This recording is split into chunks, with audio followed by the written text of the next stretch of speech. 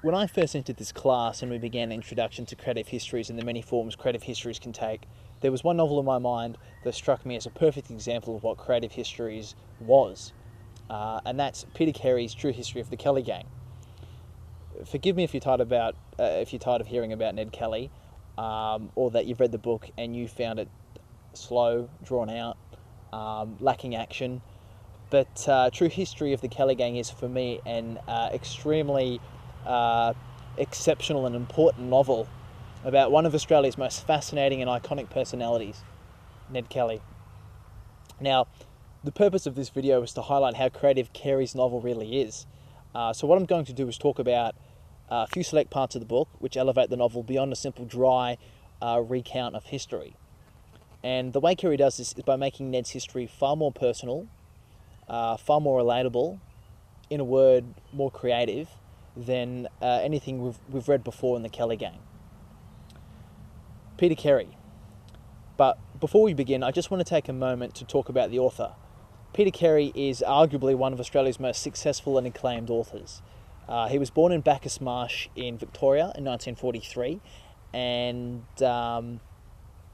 he grew up reading widely, and in his youth he began a science degree at Monash Uni that he eventually gave up before finding work in the advertising industry. He did this for many years, publishing short stories on the side, until he eventually moved to Yandina, which is 120 kilometres north of Brisbane, where he wrote his first novel, Bliss, in 1981. After considerable acclaim, Carey eventually found his way lecturing at NYU, and he's lived in New York ever since. His two most successful novels are Oscar and Lucinda in 1988, and of course True History of the Kelly Gang in 2001.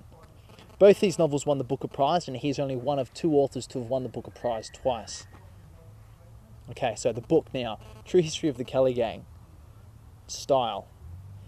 Now, despite its title, True History of the Kelly Gang is actually a work of fiction. And the interesting thing about the title is that 100 or so pages in, it suddenly occurs to you that the title isn't actually an untruth. Sure, it's a work of fiction, but it is the true history of the Kelly Gang from the perspective of Ned.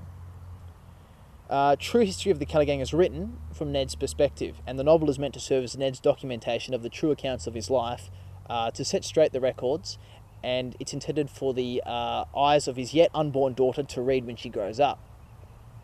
It's a clever and palpable concept, especially since the book is written in Ned Kelly's limited vernacular and grammatical skills, which is based off one of the last surviving documents Kelly ever composed, the Jerilderie Letter. Reading the novel, you get the sense that you're prying into something personal in a way, and for me it made the novel so much more believable. Transvestism. Surprisingly, transvestism is a recurrent theme in True History of the Kelly Gang. It's not as kinky as it all sounds, but upon first reading the book, you do start to consider that maybe this novel is going to be a lot darker than you initially thought. Almost straight off the bat, in the very first chapter, Ned Kelly at age 12 is antagonised, the first of many, many times, by a Victorian policeman. And he antagonises him about having apparently seen Ned's father galloping on his horse dressed as a woman. It's a slur really no different from what most blokes would receive today, but the surprise is only a few pages on. Ned in fact discovers his dad's dress buried beneath a pile of rocks in their property. So it's certainly a surprising development, and I think one that I imagine departs from conventional retellings of the Ned Kelly history. The theme of transvestism is developed throughout the novel. One way is Ned begins to suffer nightmares about his father in the floral dress, with lacerations all over his father's face. In fact, one of the most amazing parts of the book is one of the most amusing parts of the book is that just after Ned's nightmare, he encounters a woman on a horse galloping most expertly. Ned assumes it's his mother, but as he gives chase, the woman falls spectacularly, horse rolling over onto its neck and onto its back, and the lady rider doesn't get up. As Ned races to help, fearful that his pursuit has contributed to the woman's fall, he discovers, quote, a dark-haired boy clad in a dress with a beard. The character turns out to be fine, and the encounter is both Ned and the reader's introduction to Steve Hart, who, if you know anything about the Kelly gang, becomes later a member of the gang. So transvestism is actually an important theme for a number of reasons. Firstly, Carey uses transvestism to introduce three important characters in the book. Ned's father, Ned Kelly, Steve Hart, future member of the Kelly gang, and the oppressive Victorian police force. And while we churn through most of the book under the impression that early Irish Australian settlers loved to cross-dress, the explanation for doing so is actually quite simple. We find the real reason near the end of the novel when Ned's fiancée, Mary Hearn, recalls from her youth seeing Irishmen in frocks terrorising the English. So the idea of transvestism was a scare tactic for anti-English terrorism, and the idea was that oppressed Irish blokes would don a dress when undertaking acts of mischievous rebellion.